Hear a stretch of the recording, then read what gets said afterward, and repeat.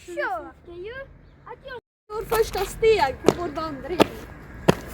Och där borta ser ni båten. Ja. Där avslutade vi ju resan när vi gick från Falkenberg till Halmstad. Och nu påbörjar vi den igen.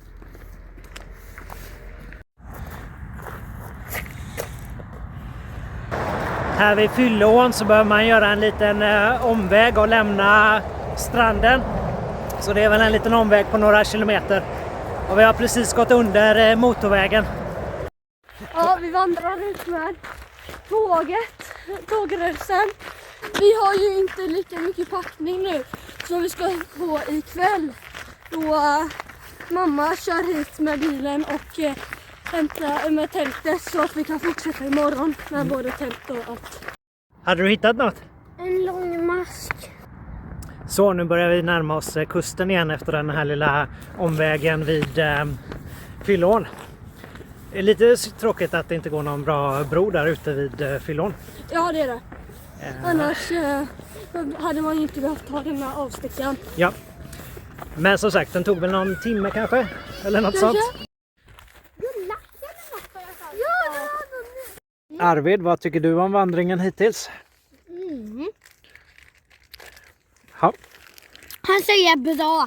Och han gillar inte vitlöksskarv.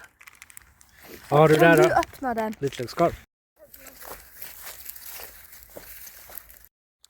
Så nu var det skönt att komma på de lite mindre stigarna och så igen. Asfalten är ju trots allt asfalt. Ja, vad har du för förväntningar på vandringen ner till Båstad? Jo, jag har väl tänkt att vi ska gå mer på stranden nu. Och att vi ska gå på lite. Här alldeles vid Stegelbacken så var det en mysig liten grillplats. Varje gång vi vandrar så här så är det nästan alltid dimma. Ja, det var jättedimmigt när vi gick Falkenberg-Halmstad för ett år sedan. Det här är ju lite grann en utmaning också. Hur långt kan vi förflytta oss på 24 timmar? Ja. Så det är en liten tävling kan man väl säga för vår del också. Hur långt klarar en 8-åring att gå? När blir vi tvungna att överge honom? Hur långt klarar en 45-åring att gå? När måste vi överge honom? Hur långt klarar en 10-åring innan vi måste överge honom? Ja. Och 12-åringen, han börjar redan bli riktigt trött. Det blir jag väl inte alls.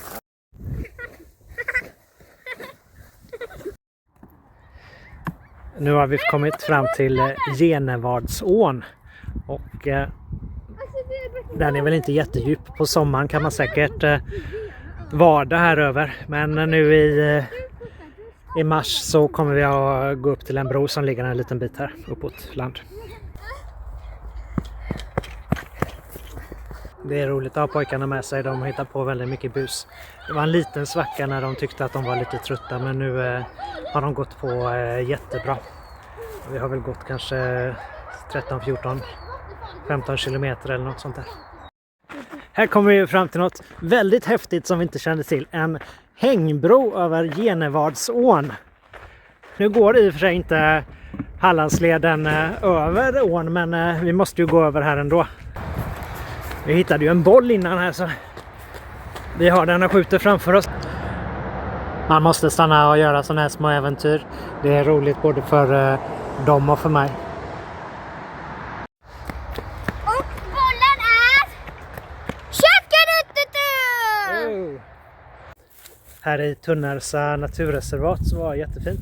Och de här fina sanddynerna och sånt som pojkarna kan leka i. Så det är lite så här jag hade tänkt mig att leden skulle gå ner till Båstad. Och det har ju och mycket gjort också.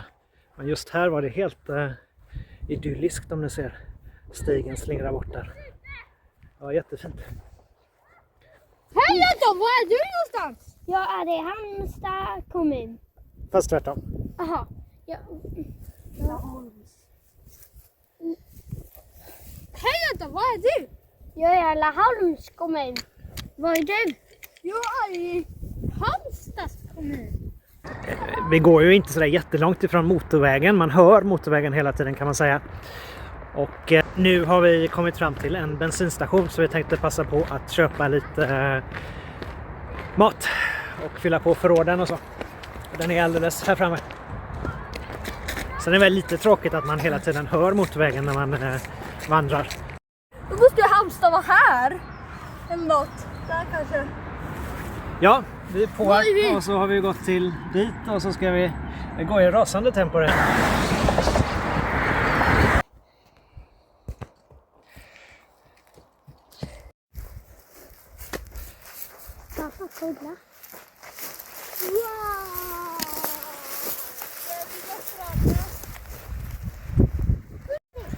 Nu är vi verkligen på Mellbystrand och det är väl en av Sveriges, eller i alla fall Västsveriges längsta sandstränder.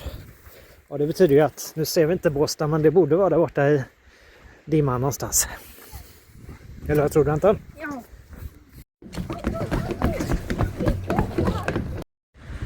Det är helt otroligt. Vi har gått 27,5 kilometer nu och barnen springer runt och skojar och stökar på stranden. Själv börjar jag känna mig ganska rejält trött. Men å andra sidan, jag skulle nog kunna fortsätta ganska länge till. Det kommit in i någon andra andning. Det är väldigt dimmigt och lite småkallt så. Men vi fortsätter. Kidnappade! Alltså varför gasade hon?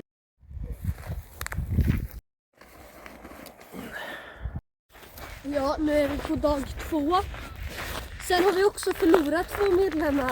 Ja, just det. Ja. Som inte var med och tältade utan valde att åka hem. Just det, med vår följebil där. Ja. Det är väldigt mycket fint väder och nu ser man ju, där borta är ju Halmstad och här borta har vi Båstad. Så det känns som att det faktiskt inte är speciellt långt kvar att gå. Nej. Här har vi varit många gånger. Ja, det är ett av våra favoritställen att handla smarrig mat när man är på resa.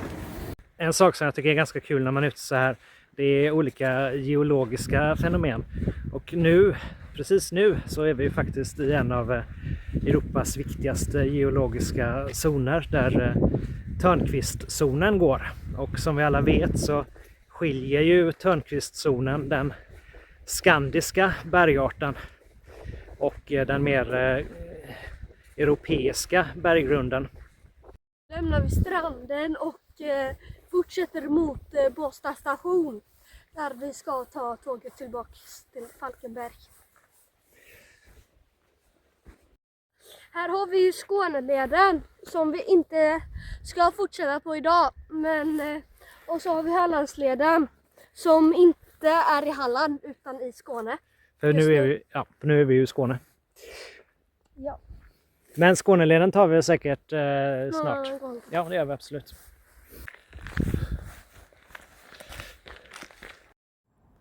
Ja, då är vi framme.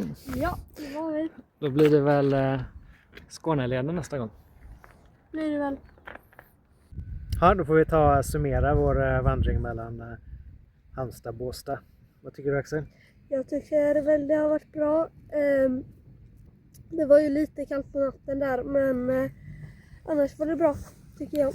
Vi har ju varit nära mellan matstoppen. Ja, det var väldigt lätt att köpa mat. Det var mycket affärer och sånt ut med vägen. Det var ju lite synd där att den där ån. Ja, just det, Fylleån. Där fick man gå runt, gå en del asfalt. Men annars har den varit trevlig, välskyltad och allt sånt där. Ja. Så 40 kilometer, så man kan ju göra det på en dag också. Ja, nej men vi rekommenderar den. Det gör vi. Hej tillbaka! Yeah.